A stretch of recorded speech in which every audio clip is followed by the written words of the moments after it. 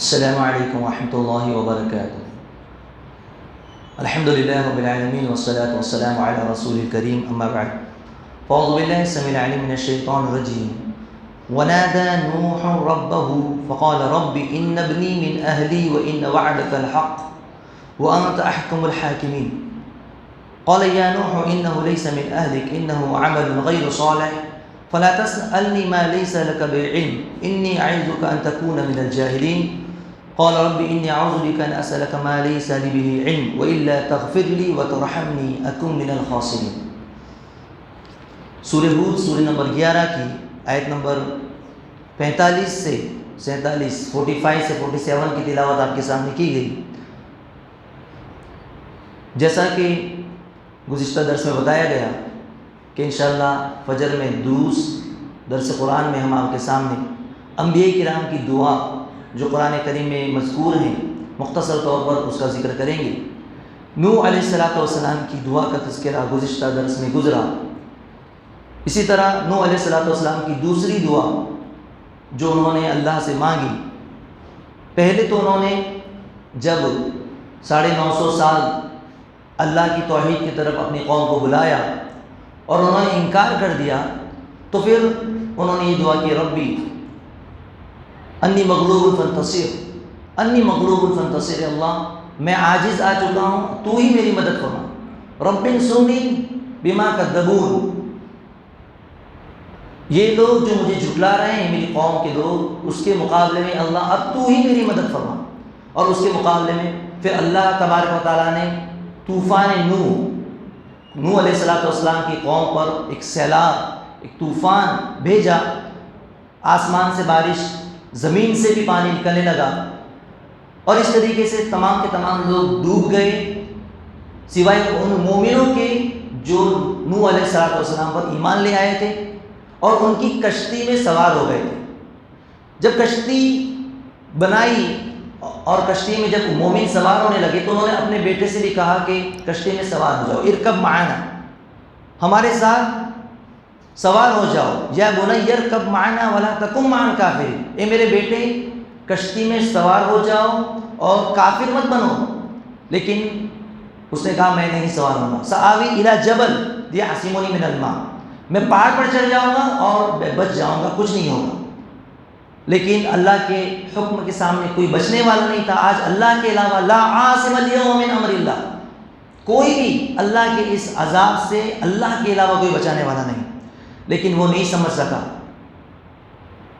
اس کے بعد نوح علیہ السلام نے دعا کی، ونادى نوح ربه فقال رب ان ابنی من اہلی۔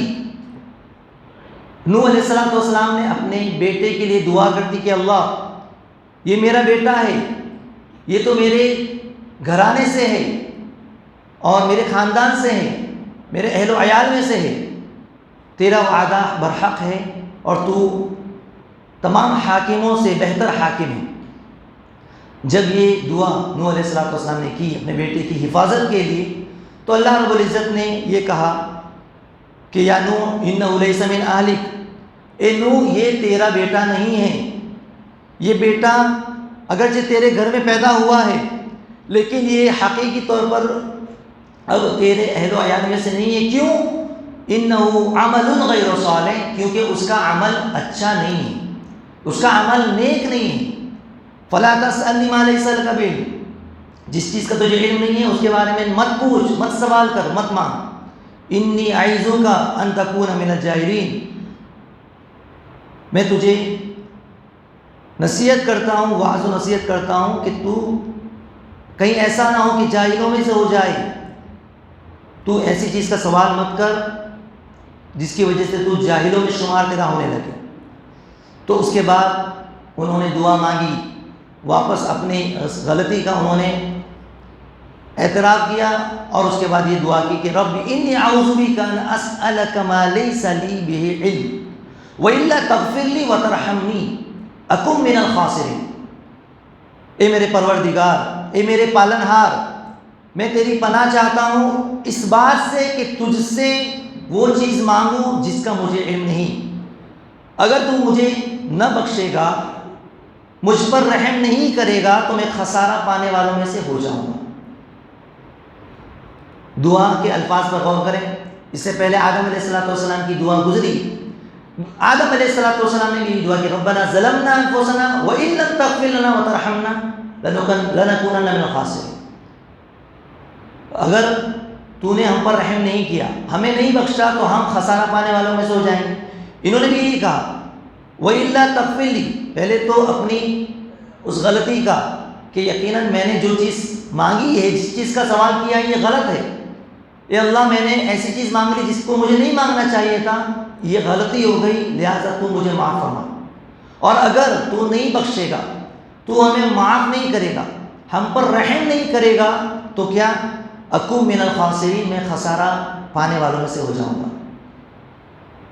تو یہ دعا ہے ایک اولوالعزم و پیغمبر کی, نوح علیہ السلام کی. دیکھیے کیسے رب کا حوالہ دے کر کے لفظ رب کا استعمال, ربوبیت کا وسیلہ دے کر کے وہ اللہ سے دعا مانگ رہے ہیں, اپنی غلطی کا اعتراف کر رہے ہیں. ہم بھی اللہ کے بندے ہیں, ہم بھی گنہگار ہیں, ہم بھی خطا کار ہیں.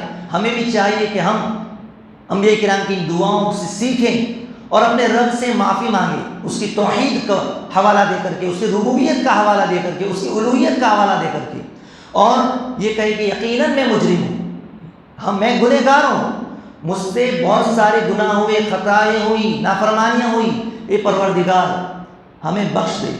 اور یہ بھی کہ اگر اللہ نہ بخشے, اللہ کے علاوہ کوئی بخشنے والا نہیں ہے, اللہ کے علاوہ کوئی معاف کرنے والا نہیں ہے.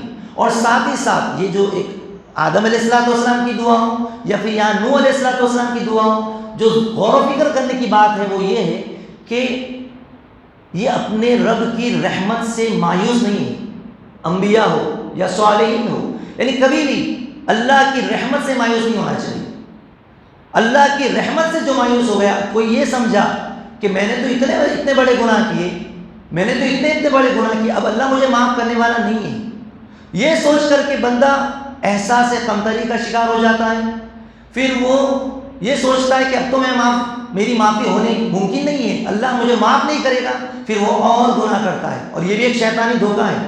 شیطان وسوسہ ڈالتا ہے کہ تم نے تو فلاں اتنا بڑا گناہ کیا, تم نے تو زنا کر لیا, تم نے تو قتل کر لیا, تم نے تو فلاں گناہ کر لیا, اب اللہ تمہیں کیسے معاف کرے گا. اور اس طریقے سے انسان اور گناہ کرتا ہے, اور گناہ کرتے جاتے ہیں. تو میرے بھائیوں میرے دوستوں, رحمت الہی سے کبھی مایوس نہیں ہونا چاہیے. اس رحمت والے برکت والے مہینے میں ہمیں اپنے گناہوں سے توبہ کرنی چاہیے, استغفار کرنی چاہیے اور اللہ سے مانگنا چاہیے.